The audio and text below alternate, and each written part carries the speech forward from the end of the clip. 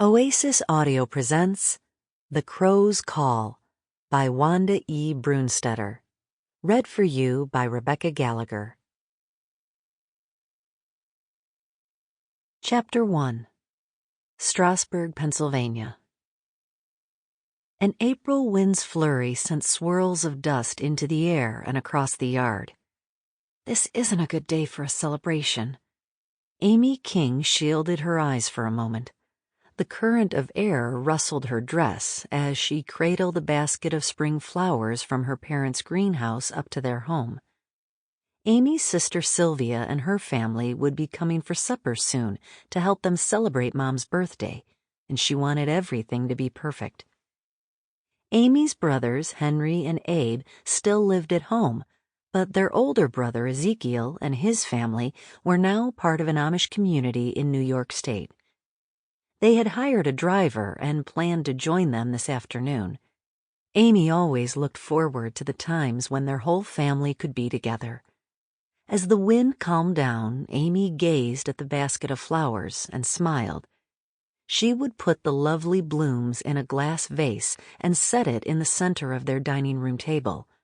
Mom had a love for flowers, which was why she'd worked faithfully in the greenhouse with Dad for so many years.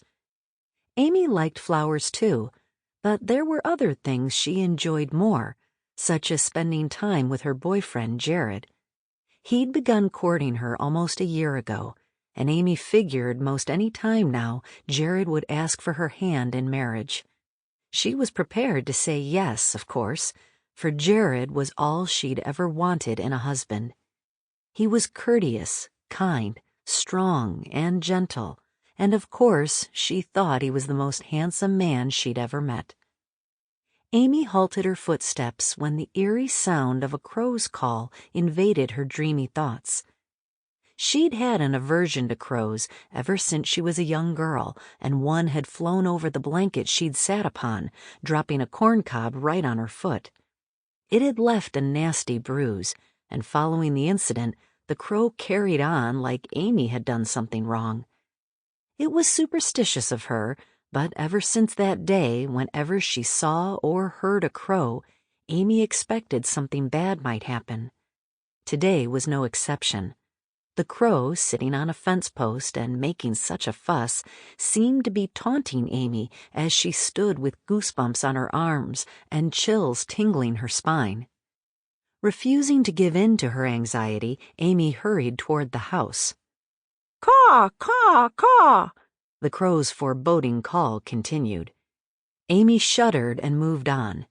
It was childish to allow an irrational belief to take over her thoughts, but she couldn't help feeling that something bad was on the horizon.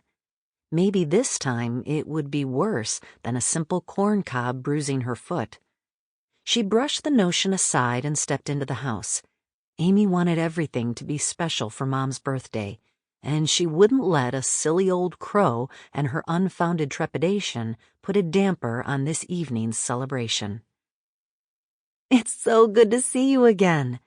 Amy gave Ezekiel and Michelle a hug and reached her hand out to stroke the top of their little girl's head.